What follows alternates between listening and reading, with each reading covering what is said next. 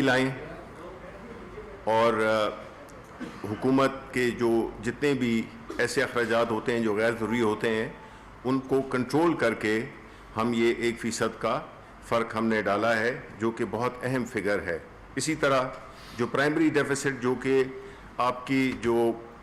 آمدن اور اخراجات کے درمیان جو فرق ہوتا ہے، اگر آپ قرضوں کی ادائیگی یا جو انٹرسٹ ہے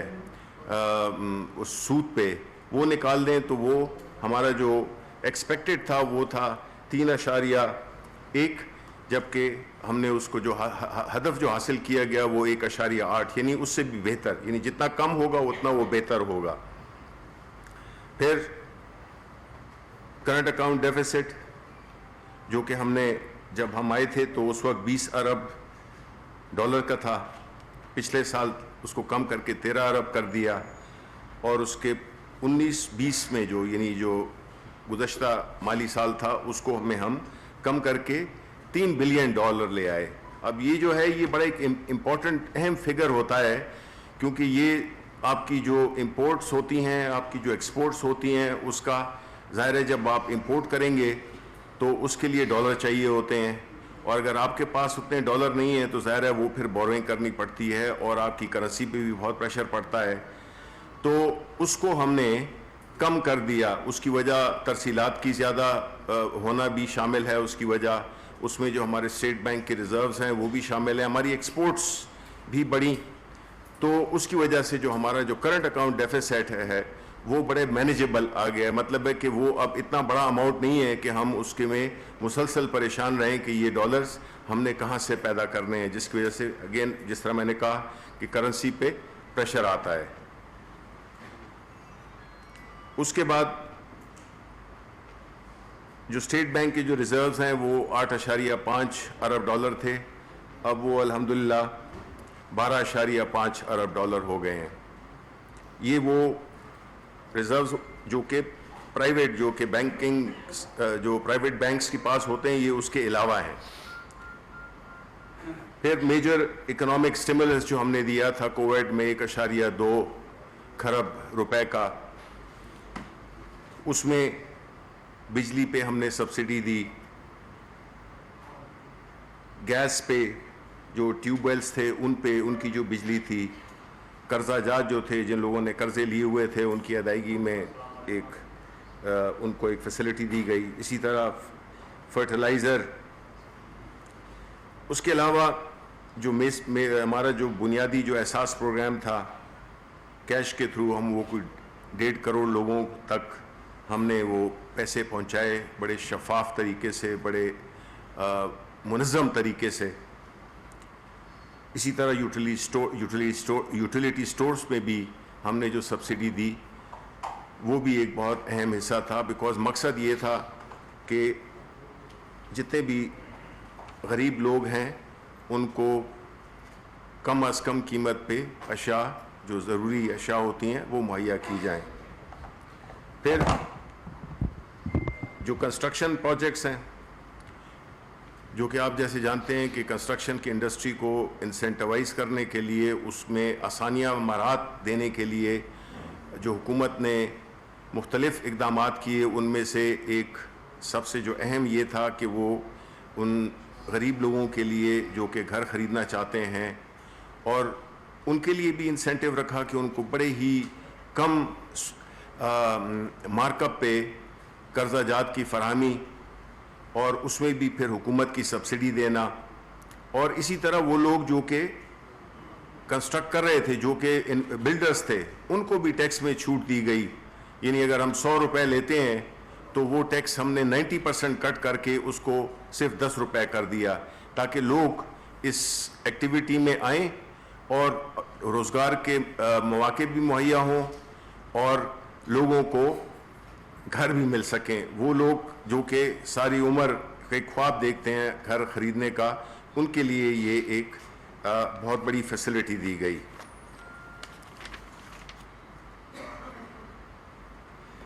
اس طرح ہم یہ دیکھ رہے ہیں کہ آپ نے بھی نوٹ کیا ہوگا کہ جو اکانومی ہے وہ اللہ تعالیٰ کے فضل و کرم سے، خاص طور پہ کووڈ جس کو کہ ہم سمجھتے ہیں کورونا کہ ہم سمجھتے ہیں کہ یہ ایک چیز آئی تھی اور یہ چلی گئی. یہ ایک ایسی وبا تھی. آپ جانتے ہیں کہ اللہ تعالیٰ کے فضل سے جس طرح ہم نے اس کو ہینڈل کیا, جس یکسوئی کے ساتھ پرائم منسٹر قائم رہے, رسک لیا, اور باوجود مخالفت کے کچھ ایک آدھ صوبے سے ہم اپنے اس پہ ثابت قدم رہے, اور اللہ تعالیٰ نے برکت فرمائی. اور ہمارا جو کورونا کا جو نقصان تھا, جو کہ بنیادی طور پہ مقصد اس کا یہی تھا, جو اپوزیشن اور جو خاص لوگ کر رہے تھے کہ اسٹرکٹ لاک ڈاؤن ہونا چاہیے, وہ آج نظر آ نہیں رہے. وہ لوگ ابھی اپنے کبھی انہوں نے اس چیز کا ذکر ہی نہیں کیا,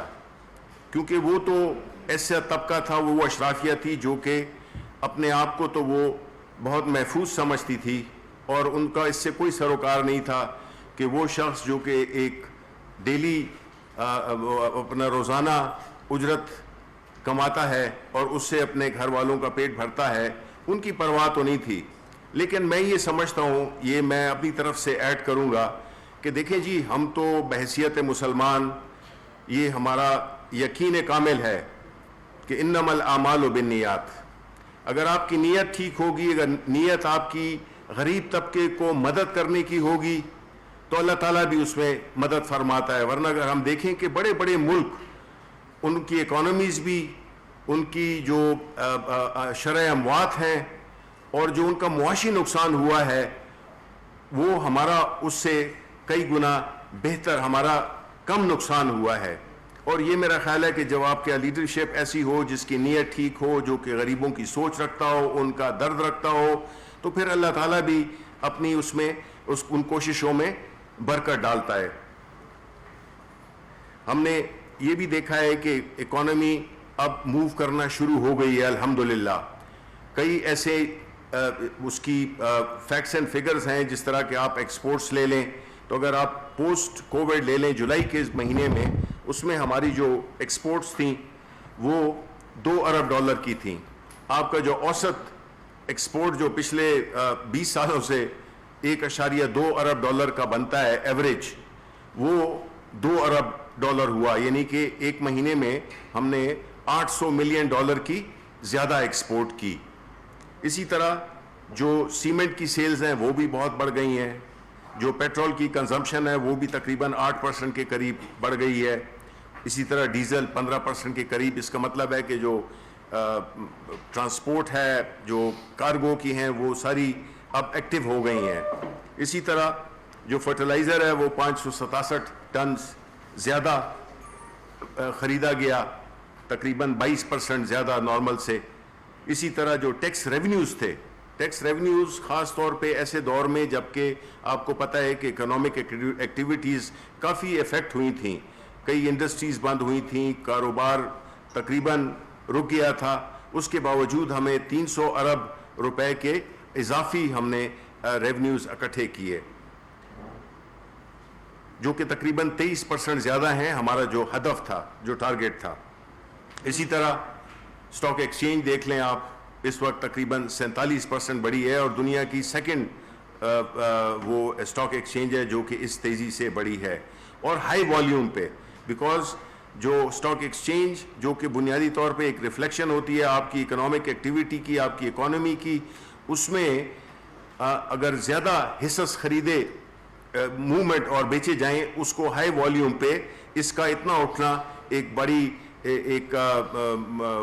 وہ بات ہے, ایک سیٹسفیکشن ہے اس میں, اور اس سے ہمیں کافی وہ ملا ہے, تقویت ملی ہے اس ایکٹیویٹی سے. پھر اسی طرح آپ دیکھ لیں کہ جو بلومبرگ ہے اس نے بھی پاکستان اسٹاک ایکسچینج کو نمبر 2 ان دا ورلڈ جولائی کے مہینے میں قرار دیا ہے. موڈیز ریٹنگ ہماری سٹیبل ہو گئی ہیں.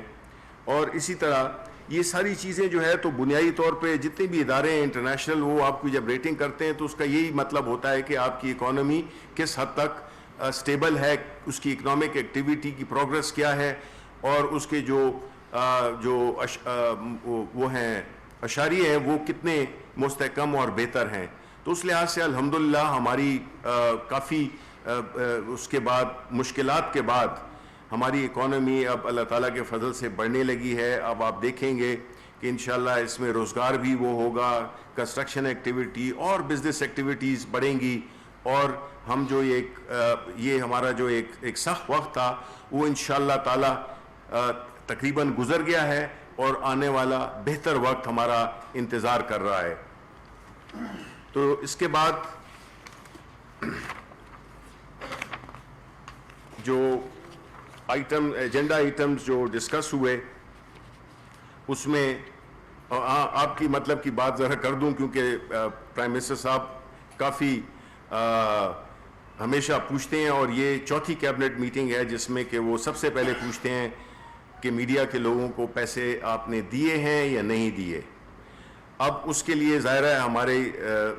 جو فیکٹس اور فگرز ہیں ہم نے ان کو دیے, اور اس میں الحمدللہ ہم کافی پیمنٹس کر چکے ہیں, ابھی کافی کم رہ گئی ہیں. ہم کوئی 891 ملین روپے دے چکے ہیں, اور تقریباً 29 یا 28 کے قریب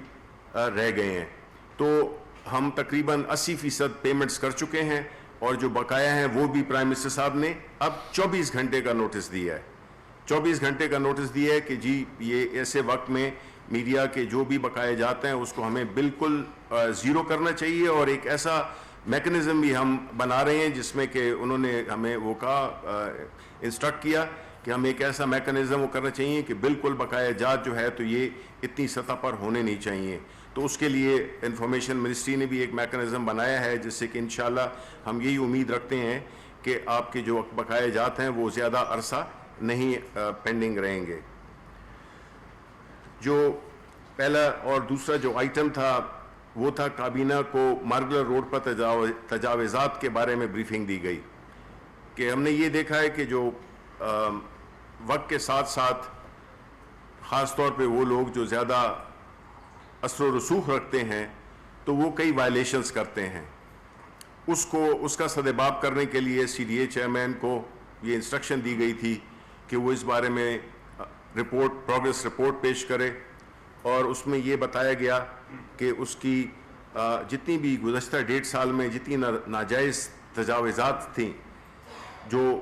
زمین واگزار کرائی گئی اس کی مالیت تقریباً 450 ارب روپے سے زائد ہے. گزشتہ 1.5 سالوں میں گرین ایریاز میں واقع سی ڈی اے کی زمینوں کا قبضہ حاصل کیا گیا. سری نگر ہائی وے پر تمام تجاوزات کو ہٹا کر ان پر شجرکاری کی گئی, یہ تو آپ نے دیکھا. قائد اعظم یونیورسٹی کی 50% زمین جس پر ناجائز قبضہ تھا وہ واگزار کرائی گئی, اور کچی آبادیوں کے سلسلے میں بھی ایک ڈیولپمنٹ پلان کو آگاہ کیا گیا. یہ جب بھی کچی آبادی یا کوئی غریب یا کہیں پہ آگے وہ کھوکھوں کی بھی بات ہوئی تو پرائم منسٹر صاحب کا میں نے یہ دیکھا ہے کہ وہ ایک دم فوراً چونک جاتے ہیں, اور فوراً وہ اس پہ کہتے ہیں کہ اس پہ آپ کو کام کرنا چاہیے. جتنی بھی لوگ ہیں جو کہ اب کھوکھے جو کہ سی ڈی اے میں ہمارے اسلام آباد میں جو ہیں, ان کو بجائے اس کے بے دخل کرنے کے ان کے لیے ایک پراپر طریقہ اختیار کیا جائے کہ وہ اپنا ڈیلی کاروبار کر سکیں, اور ان کو سہولیات دیے جائیں اور ان کو تنگ نہ کیا جائے. یہ پرائم منسٹر صاحب کی خاص انسٹرکشن تھی. اور اسی طرح جو کچی آبادیاں ہیں اس کے لیے بھی بتایا گیا کہ ان کو ایک زیادہ معزز طریقے سے ان کی جو رہائش ہے وہ ہونی چاہیے, جس میں کہ ساری فیسلٹیز بھی ہوں. تو اس سلسلے میں بھی سی ڈی اے کے چیئرمین کو انسٹرکشنز دی گئیں کہ وہ اس کا بھی اس کو اب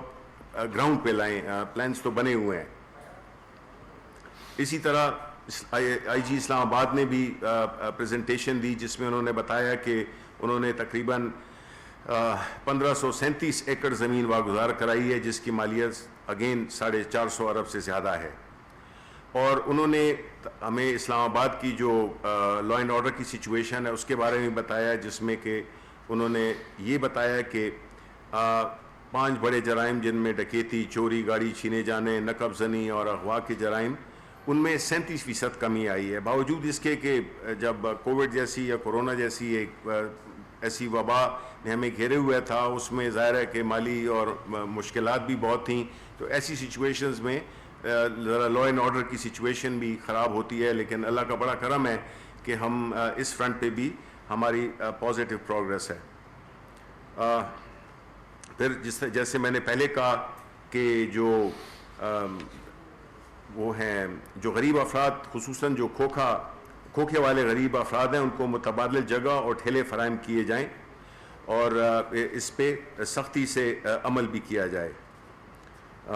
اور کابینہ نے نیشنل پارک اور CDA کی دیگر زمینوں کے ارد گرد جنگلہ لگانے کی بھی منظوری دی. پھر آئٹم نمبر 3 تھا پائلٹوں کے مشکوک لائسنسوں کے معاملے میں. کابینہ کو اب تک کی جو پیش رفت اس میں ہوئی ہے, جتنے وہ جو 262 پائلٹ جن کے لائسنسز پہ کچھ آبزرویشنز تھیں, ان کے بارے میں اس کی پروگریس بتائی گئی کہ کتنے کو پروسیس کر دیا جا چکا ہے, کتنوں کو فارغ کر دیا گیا ہے. وہ پائلٹ جو کہ بیرون ملک میں فلائی کر رہے ہیں ان کے تقریباً سارے وہ کلیئر تھے. اور یہ بھی کہا گیا کہ اس کو جو ہے تو اگلے مہینے کی 30 تاریخ تک اس پروسیس کو مکمل کر دیا جائے, بیکاز جتنا بھی ٹائم لگے گا تو ظاہر ہے کہ وہ اس میں مشکلات میں اضافہ ہوگا. پھر کابینہ نے ایکسپورٹ ڈیولپمنٹ فنڈ کے بورڈ آف ایڈمنسٹریشن کی تنظیم نو کی بھی منظوری دی. پھر کابینہ نے chairman national industrial relations commission کے چیئرمین کی مدت تعیناتی میں 2 سال توسیع دینے کی منظوری دی. اور کابینہ نے شاہد محمود خان کو chief executive managing director park کو تعینات کرنے کی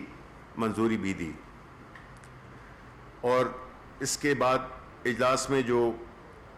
30 جولائی 2020 کے جو فیصلے تھے ان کی بھی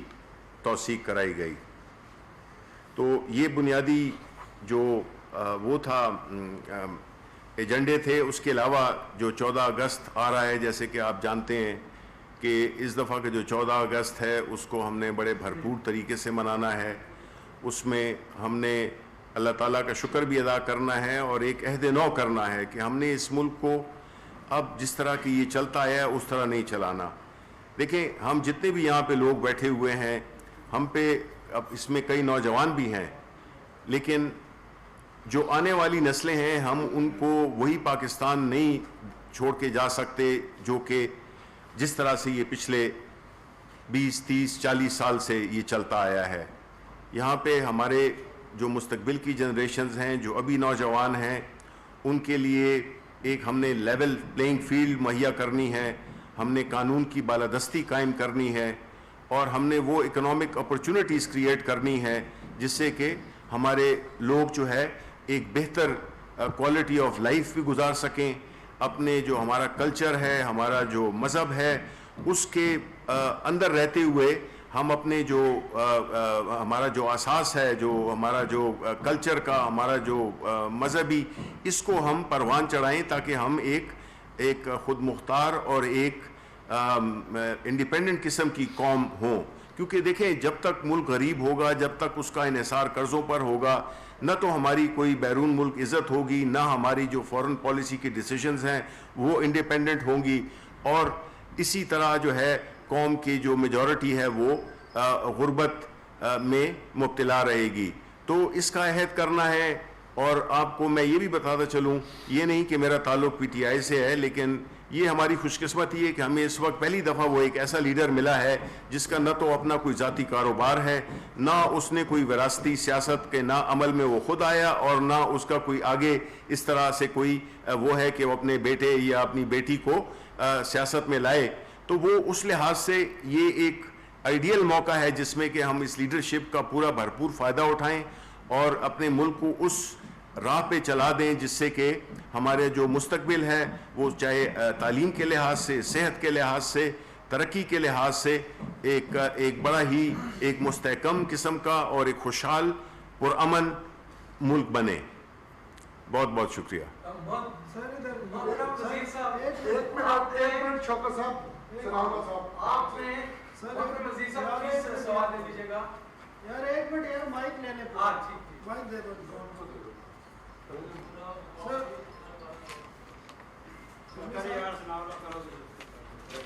صاحب ایک سمری تھی, وہ 3-4 کوڈ تھے بڑے میجر, وہ آؤٹ سورس کرنے کے حوالے سے کیبنٹ تھی, ایک وہ بتا دیں. ایک یہ بتا دیں جو پائلٹس 193 تھے ان کی سسپینشن ایکسٹینڈ کرنا تھا پیریڈ وہ کب تک ایکسٹینڈ کیا ہے؟ دوسرا یہ جو آپ نے NIRC کا ایکسٹینشن کی ہے، سپریم کورٹ کے بڑے واضح ڈائریکشن ہے کہ ایج کے حوالے سے ڈیسیجن بھی آ چکے ہیں. آپ 72 ایئر ایک بندہ ہے، سپریم کورٹ کا جج ریٹائر ہے، آپ 2 سال کی ایکسٹینشن کی کیا جسٹیفیکیشن ہے کہ جب وہ ایک پینشن بھی لے رہا ہے 72 ایئر میں سپریم کورٹ کا ڈیسیجن ہے کہ 60 سے اوپر جو ہے آپ ایکسٹینشن بھی نہ دیں اور سروس بھی نہ دیں. تو اس کی کیا وجہ تھی؟ کون سا پریشر تھا جس پر آپ نے شاکر اللہ جان کو 2 سال کی مزید ایکسٹینشن دی ہے؟ ایک اور سوال ہے جو اس وقت آپ نے کیونکہ اکانومی کی سچویشن بتائی ہے، سعودی عرب نے پاکستان سے $1 ارب جو رفائے تھے وہ واپس لے لیے اور ڈیفر پیمنٹ پہ جو آپ کو آئل کی فیسلٹی تھی وہ بھی معطل کر دی. تو پاکستان اس صورتحال میں کیا پالیسی اختیار کر رہا ہے؟ پاکستان کا ڈیلیگیشن کب سعودی عرب جا رہا ہے؟ نہیں اگر یہ اکانومی کی بات کی اس میں 4 سوال ہیں بھائی، بہت جواب دینے دیں پھر آپ کر لینا، وہ ادھر ہی بیٹھے.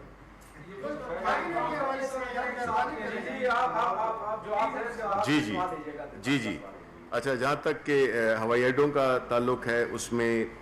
جو آؤٹ سورسنگ اور ریگولیٹری اور انتظامی ذمہ داریوں کے نظام کو علیحدہ کرنے کے حوالے سے اب تک جتنی بھی پیش رفت ہوئی ہے پہلے تو اس پہ ہمیں بریفنگ دی گئی، ٹھیک ہے. اب یہ جو ایک ایشو ہے، جب تک کہ آپ کے قانونی تقاضے پورے نہ ہوں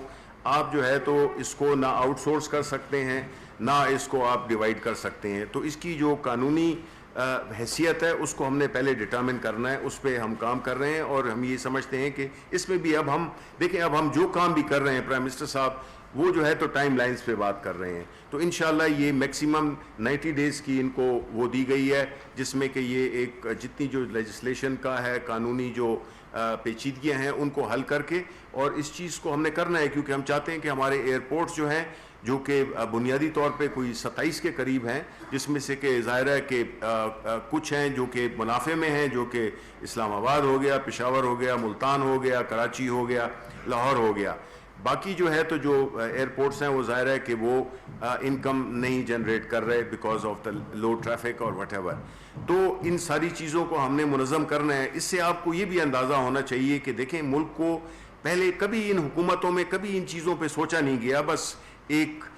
ملک کو استعمال کرنا تھا اور بس آگے چلتے گئے. تو یہ حکومت جس چیزوں سے نپٹ رہی ہے وہ یہ کافی کمپلیکیٹڈ ایشوز ہیں، لیکن ہم نے ان کو کرنا ہے. ہم نے ہر فیلڈ میں جو ہے ہم نے ریفارمز بھی کرنی ہے اور ان کو ہم نے بہتر بھی بنانا ہے. دوسرا آپ کا جو سوال تھا کہ جو 2 سال کی جو ایکسٹینشن دی گئی ہے، جی شاکر اللہ جان صاحب، 72 ایئر میں کیا ضرورت تھی سر؟ دیکھیں جی بعض اوقات دیکھیں ہمیں جو ہے تو یہ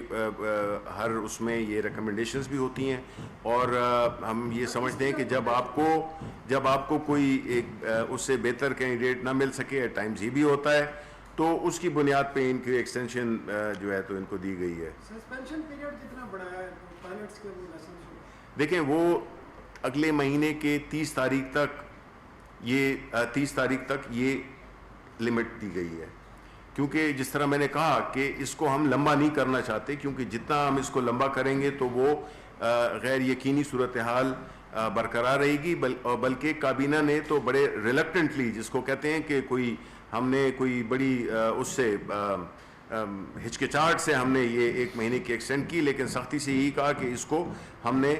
30 تاریخ تک ہم نے اس کو سالو کرنا ہے، اس پوری اس کو کہ یہ سارے جتنے بھی کیسز ہیں جو ہیں وہ کلیئر، جو نہیں ہے وہ نہیں ہے.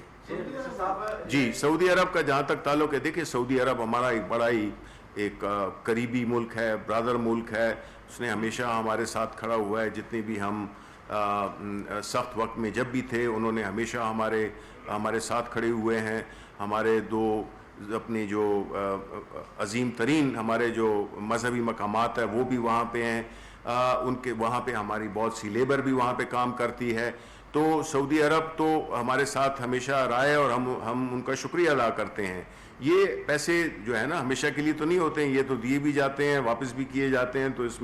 اس کو چیزوں کو مختلف طریقوں سے جوڑنا میرا خیال ہے کہ یہ ہماری ملک کے انٹرسٹ میں نہیں ہے. ہم ان کی قدر کرتے ہیں اور ہمیں کوئی اس معاملے میں کوئی جی ڈیلیگیشن جا رہا ہے پاکستان؟ دیکھیں وہ تو ہمارا وہ چلتا رہتا ہے. ہم بیکاز ایک تو کورونا کی وجہ سے ہماری جو سفارتی سرگرمیاں تھیں وہ اتنی ایکٹیو نہیں رہیں, بیکاز اور ملک ابھی ہمارے تو اللہ تعالیٰ کا فرض ہے, لیکن اور کئی ممالک ہیں ان میں جو ہے تو کورونا ابھی بھی بہت ایک سیریس مسئلہ ہے. تو انشاءاللہ یہ ایکٹیویٹی چلتی رہے گی اور اس کو زیادہ آپ اس سے نہ دیکھیں شکوک و شبہات سے. یہ اقتصادی صورتحال کے حوالے سے آپ نے جو گفتگو کی وہ تو مہنگائی میں بھی بے انتہا اضافہ ہوا ہے 2 سالوں کے دوران. وہ تو میں سوال نہیں کروں گا کیونکہ عوام جانتی ہے کہ اس کا گزارا بھی بڑی مشکل سے ہو رہا ہے. میرا سوال یہ ہے کہ سعودی عرب کے حوالے سے جو کیفیت آج نظر آ رہی ہے سعودی عرب کے حوالے سے, اس سے پہلے کسی حکومت میں ایسے نہیں ہوا. قرضے معاف کیے ہوئے ہیں, اس سے پہلے بہت بڑی تعداد میں انہوں نے پاکستان کی امداد کی, آئل کی پیمنٹس. لیکن اچھا اس میں وزیر خارجہ کے بھی جو 3-4 دن پہلے ان کا ایک بیان بھی چل رہا تھا کہ سعودی عرب کی وجہ سے انہوں نے کانفرنس میں شرکت نہیں کی اور یہ معاملات اس طرف جا رہے ہیں. یہ بتائیے گا کہ اس کو درست کرنے کے لیے ابھی چیف آف آرمی اسٹاف سے بھی کوئی ملاقات ہوئی ہے ان کے سفیر کی, اور یہ کیا ہو کیا رہا ہے؟ دیکھیں جی, یہ آپ کو معلوم ہے کہ یہ جو انٹرنیشنل ایشوز ہوتے ہیں, جو آپ کو پتہ ہے کہ دنیا ایک نئے اس میں جا رہی ہے, ری ایڈجسٹمنٹ میں جا رہی ہے, جو ورلڈ آرڈر ہے وہ چینج ہو رہا ہے اسپیشلی گزشتہ کچھ سالوں میں. تو اس میں تو ظاہر ہے کہ آپ کو ہر ملک کو اپنی جو نیشنل انٹرسٹ ہے اس کو پروٹیکٹ کرنا ہوتا ہے, اور ظاہر ہے پاکستان بھی بحیثیت ایک ساورن اسٹیٹ ہم اپنی جتنی بھی نیشنل انٹرسٹ ہیں ہم اسی کی ڈائریکشن میں کام کریں گے, اسی کو انہی آبجیکٹیوز کو پرسو کریں گے جو کہ ہماری نیشنل انٹرسٹ کو تقویت دیتے ہیں, یا وہ اس کو اگر ڈیمیج کرتے ہیں تو ان سے ہم راستہ بدلیں. وزیر صاحب, آپ نے یوٹیلیٹی اسٹور میں سبسڈی کی بات کی, اربوں روپے آپ نے اس میں دیے پسے ہوئے طبقے کی بہتری کے لیے,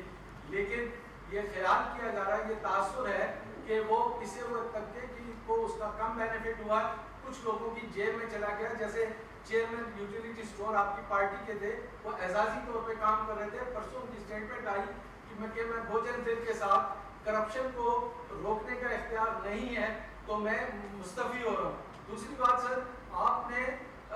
اسٹاک مارکیٹ میں تیزی کی بات کی, نو ڈاؤٹ یہ انڈیکیٹر ہے اکنامک ایکٹیویٹی میں پازیٹیو آگے بڑھنے کا. سر پچھلی حکومت جس پہ بہت شدید تنقید ہوتی ہے کہ ان کی اکانومی سب سے بری تھی, سب سے ورسٹ تھی, وہاں تاریخ کی بلند ترین سطح تک